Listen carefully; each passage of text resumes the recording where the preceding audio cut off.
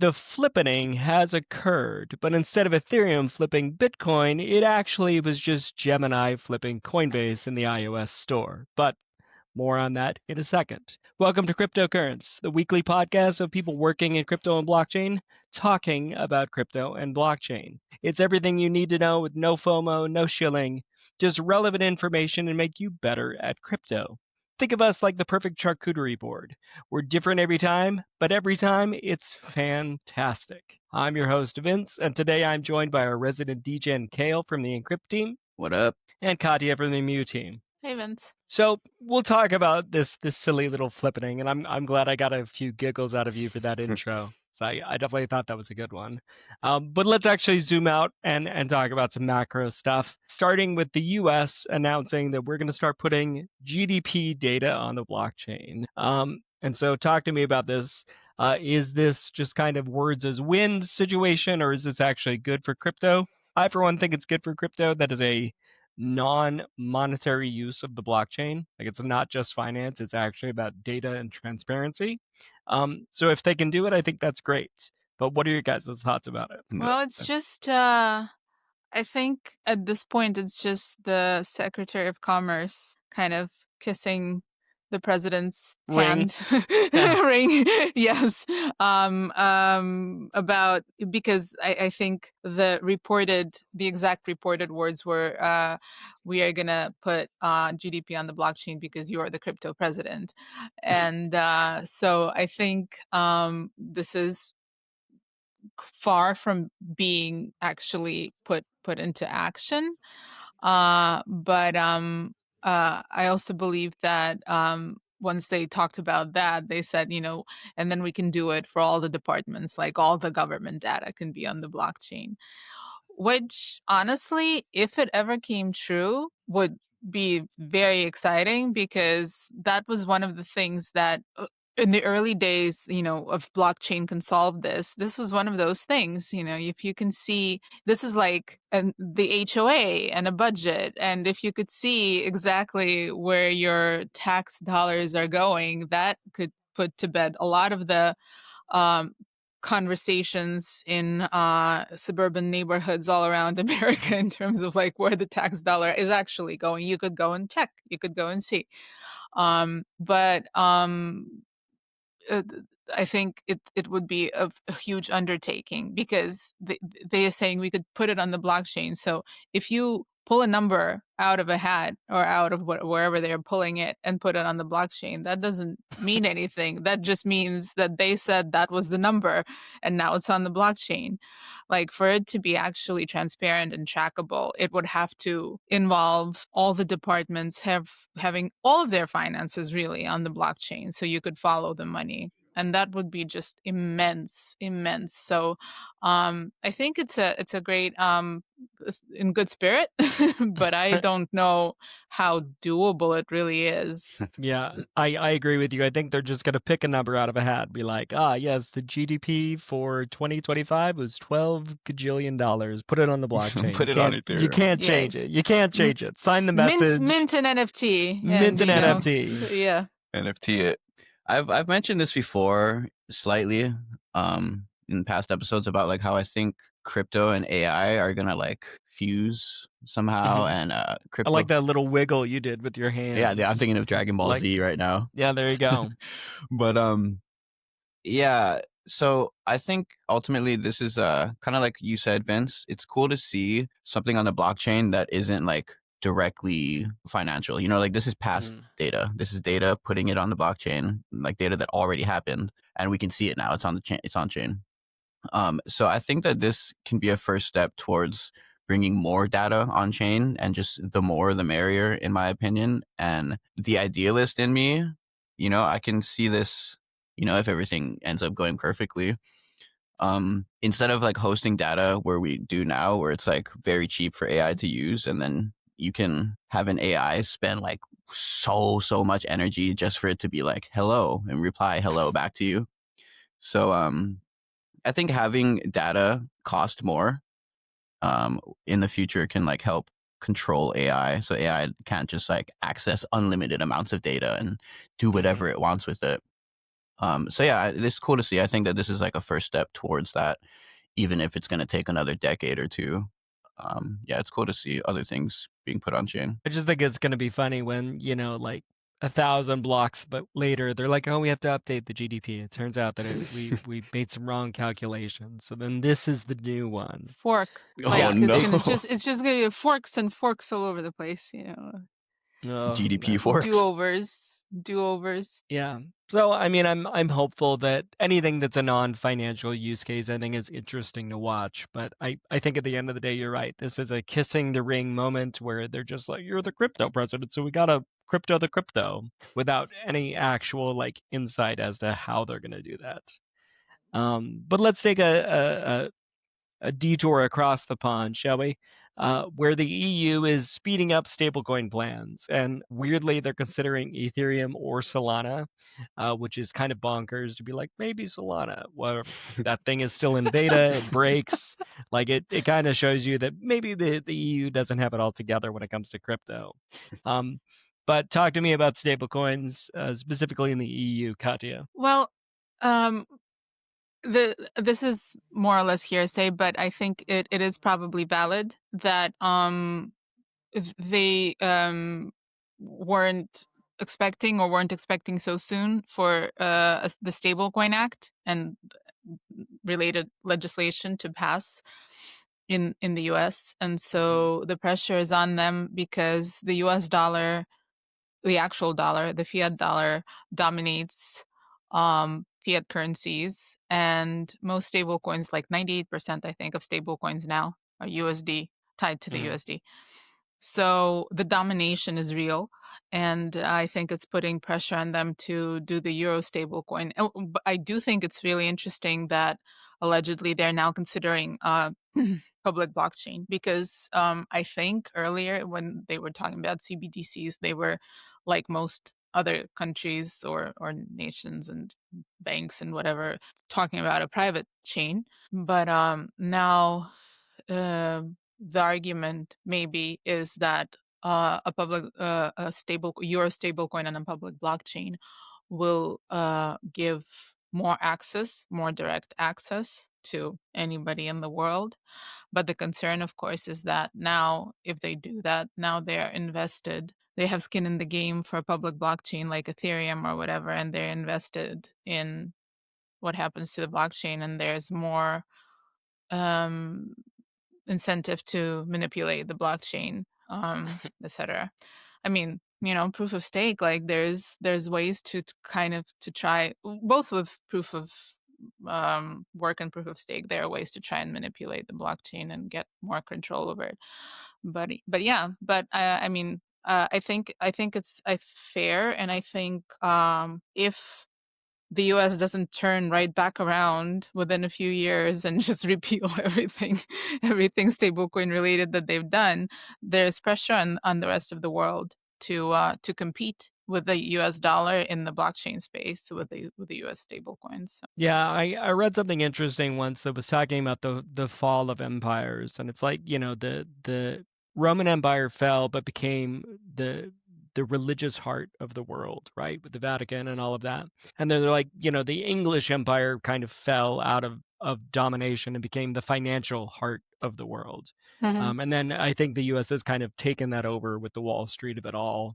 But I would be intrigued because, I mean, they were the financial capital of the world for the longest time. Sun never set on the English Empire. So, well, sidebar, but they did win the language war.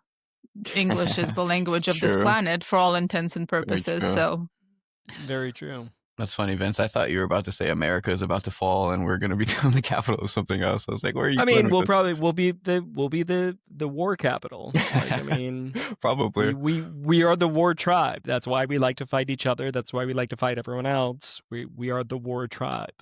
True that. This whole stablecoin thing, I feel like, just my 2 cents, it's kind of dumb. It's like, what's the whole point of crypto? Okay, so like where I'm coming from, it's like, I don't think we need euro, like a digital euro and a digital rupee and a digital yuan and a digital Chinese yuan and a digital dollar, because wasn't the point of Bitcoin to like replace all of that in the first place, you know? So the fact that now in 2025 we're getting like stablecoins are like replacing what Bitcoin was originally supposed to be. And so at this point, yeah, I don't know, it just feels redundant. It's like it's just fiat currencies but on chain. So I don't know. It's It's like like, it makes you sense know though. what It's like it's of course this is the way it was gonna go. yeah, because this is like, in some um science fiction futuristic movies and articles, if the moon was really colonized, there would be competition and wars for territory on the moon or on Mars or whatever it is.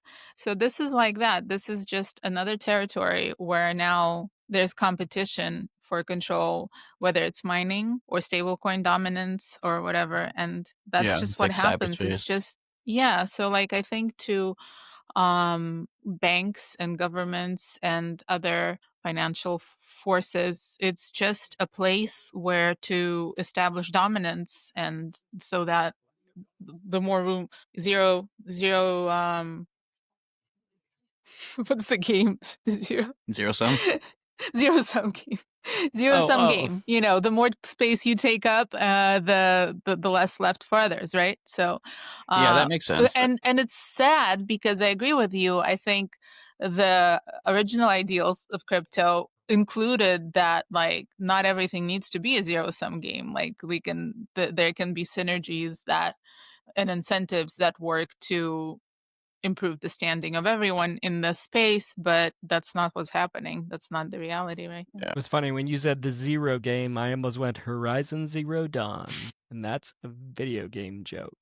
But I mean, yeah, you're right. It's not surprising that people are going to fight and try and corner off their little part of the world. I mean, we've seen that with the stock market. We've got the New York stock market, we've got the Chinese stock market, we've got the Japanese stock market, and for a global economy, I've always thought that felt really, really weird. That all these various countries do have their own markets, and I think we're seeing the same thing with stables and digital currency.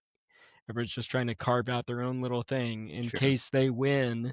Then they've got a bigger slice of the pie if they win it all.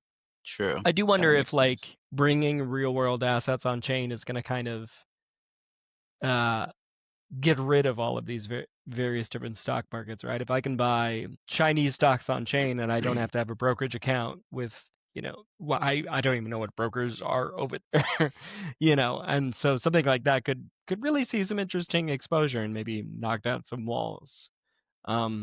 I don't know, that just popped into my head. I think it Thought that will. was I mean, it's inevitable, right? Over time, I feel like. maybe. I think everyone just kind of likes their own little empire. We're like, this is my money and I don't want anyone else to touch it. But speaking of don't touch my money, let's talk about Bitcoin. And Kale, you brought this story up, but basically Bitcoin is currently at a somewhat of a risk for a 5150 attack, which I only know those words. I learned those words rather because of Silicon Valley.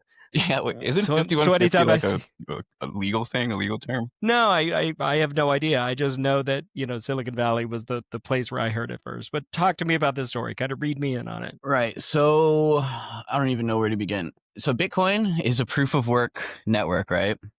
Which means that you need to have like ASIC miners, like physical hardware, to make sure the network is running up and running, like not it's just up and running for lack of better words. And so the way that proof of work works is like you want to have as much decentralization as possible. So if there's 100 people mining, you want it to be 100 different nodes. But the way the dominoes have kind of fell at this point is like not everyone can afford to run their own node. So we have these things called mining pools where I can just set up a $10 little mining rig and then I join a pool with like 1,000 other people and then we're all sharing the rewards from this one mining pool.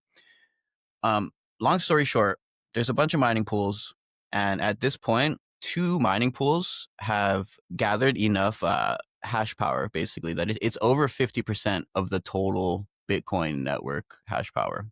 Mm-hmm. So, in theory, so the way that proof of work works, right, is like the whole network needs to come to a consensus for every transaction.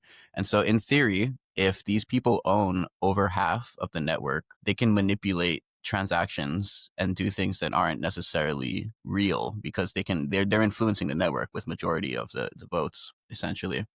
And so the most dangerous thing that can come out of this is something called double spending, where basically I can say Bob sent Alice 10 Bitcoin, and then it happens on chain. And then because I own 51% of the network, I can be like, oh, actually, this didn't happen. Send it back to me, fork into a new chain. And then all the miners like need to come onto my chain because I control majority of the network. And then I get the Bitcoin back that I sent out the first time. So it's like, Okay. I have the Bitcoin and I get it back. Additional Bitcoin. Yes. Got it. And so basically, there's these two mining pools, Foundry and Antpool. Together, they own 51%. And so in theory now, if they wanted to collude, they can start doing some damage to Bitcoin network. They don't like if they're not financially incentivized to, because it would like destroy their business. But still, though, it sets a horrible precedent. It makes like outside investors can see this and be like, well, maybe Bitcoin isn't as secure as I originally thought. And then lastly, it's like they might not want to do it themselves, but ultimately this is all a game of incentives. And if the incentive is there, like somebody will try it. So, I mean, the CIA, government agencies, like cartels, like any of these powerful people can like come and try to tell these miners like, no, we want you to do this with the Bitcoin network. And so, yeah, it's not the end of the world, but it's a huge red flag for sure that two miners in theory could start fucking shit up, for lack of better words. No, and this does I think serve as a great reminder that decentralization needs to be spread out. Yeah, no, and this goes back to those episodes, dude. If everybody had their own Bitcoin node, this would be impossible. Like, you're a maniac, dude. Yeah, no, I mean, you're a maniac. It's never gonna happen. But like that would be like the perfect defense to this. If everybody had their own node, like this wouldn't be able to happen. But yeah. Katya, what are your thoughts on this? So I believe Foundry is supposedly based in the USA. It's called Foundry USA. I don't know. I'm not sure, to be honest. And Ant is based in China. So if both of those are true, then you would think that the possibility of their collusion maybe is low. But going back to our conversation just a few minutes ago, the arms race in the mining space is real. To become between China and the U.S., there was a concern at one point that China controlled most of the or too large a part of Bitcoin nodes and could influence, or Russia. And in general, I was looking at the chart in those articles, and these two are the top. One Foundry, I think, has around 33%, and a little bit more than 33%, and the other one, Ant, has a little over 17%, and so together it makes up 51. But the top 6 mining operations have almost all of the nodes. The decentralization is actually really low in Bitcoin nodes. But then I started digging around a little bit, and apparently that's not even the only problem. But the problem is that according to some people, Bitcoin, like the sun, Bitcoin is cooling down eventually to die, in the sense that the halving of the thanks for that rewards. reminder of my mortality. Yes, everything is entropy. Everything is dying, including you. Back Take to me Bitcoin now. Hurry up. But yeah, so the halving of the fee rewards every period. Regret to say, I don't know how soon the next halving is, but with a regular period of time, the rewards for mining are being cut down and cut down and cut down with Bitcoin. And so some people are saying that eventually it won't be worth it anymore to mine Bitcoin because the difficulty is going up, but the rewards are going down. Apparently there's been empty blocks supposed to because there's no transaction volume. We all think of Bitcoin as a store of value, but that means that there's not as many transactions on it as there are on Ethereum or EVM chains, smart contract chains, where every little blip and fart that anybody does on chain is a transaction. You click to acknowledge that you own this wallet, it's a transaction, so the amount of transactions is orders bigger because of the smart contract activity. So yeah, I don't follow Bitcoin very much because I'm an Ethereum girl, but with this news, I read around and I was surprised to find that many people think Bitcoin is in genuine trouble, and like there are Ethereum researchers weighing in, which is funny to me. Like, like this is how you're gonna fix it. Yeah. So apparently there's trouble in Bitcoin paradise for real. Yeah, I think it'll be interesting to watch. I feel like this is still kind of an emerging story. Like some of the people covering it were just kind of very middle of the road to lower end, like news outlets. Is it even news? Yeah, like what? Yeah, I would think it would be, but that's just me. But I guess this is something we'll have to keep an eye on, and I do think it just serves to underline the importance of decentralization. And so let's wind up where we started with, and I'm sorry it's not Kraken that was responsible for this flippening, Kale. I know how much of a fanboy you are. But Gemini flipped Coinbase in the iOS app store. And that's fine, well and good. Let's talk about this from like a marketing stance, because I have not seen a single Gemini ad in my life. Have you guys? I think I have. I can't recall now what it was, but I feel like I have, but I'm not very certain. So not a lot, Right. even if I have. Yeah. What about you, Kale? Hold on. Can you hear the crows, dude? They're going No. crazy right now. Okay, No. good. No, not at all. Okay, good. No, it was like getting on Kale, my are nerves. you doing okay? Are the crows in the room with us? No, right? they're- Oh, now I can hear them. Now I Okay. can hear them. But it's These fine. damn crows, bro. I've never seen a Gemini ad in my life, but my mother-in-law sent me a DM asking about the Gemini credit card a month ago. The Okay. XRP card? No, it was the Bitcoin rewards. Oh, a while back, yeah. Yeah, but I think they're doing XRP now. No, yeah, Yeah. I think that may have been the catalyst because they just released an XRP rewards credit card, which is like 4% back in XRP.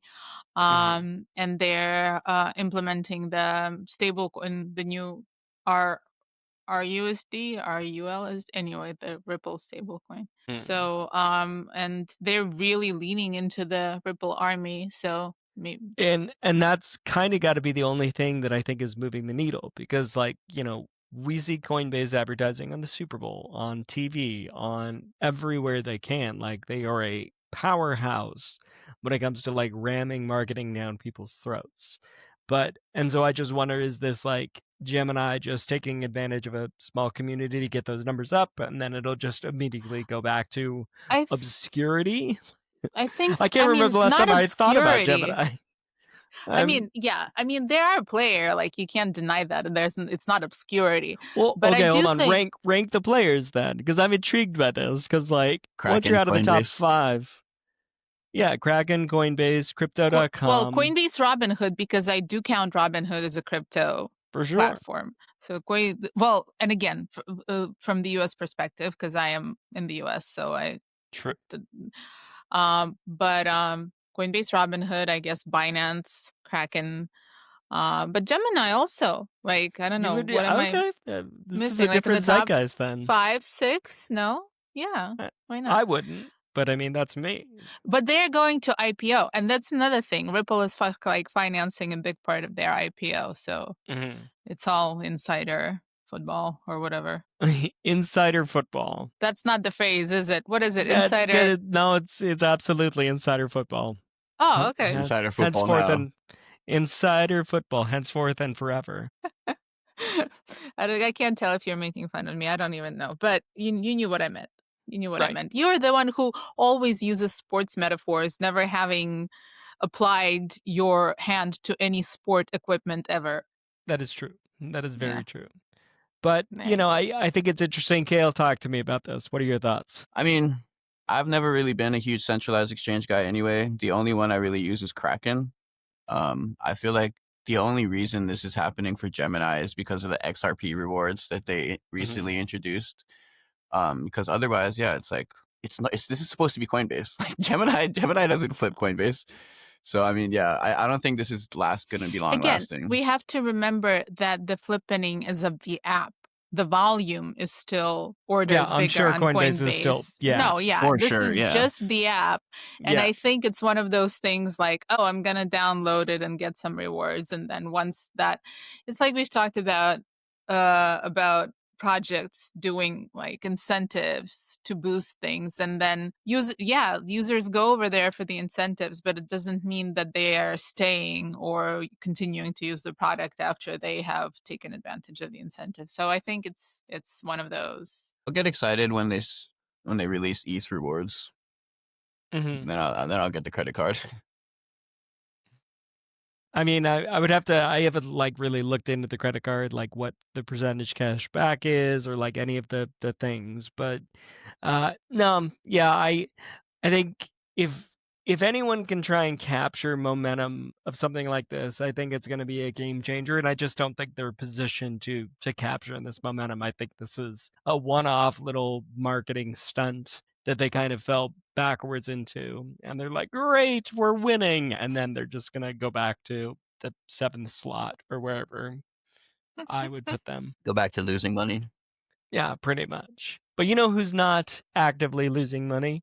You, dear listener, because you're listening to us and hopefully not YOLOing into something silly or stupid. So thank you, dear listener, for listening to us. We hope you found this useful. Make sure you find our Twitter handles in the description box. Send us a tweet, say hi. We like it when people say hi. And we will see you next week with even more crypto stuff you're going to want to know. Thanks, guys.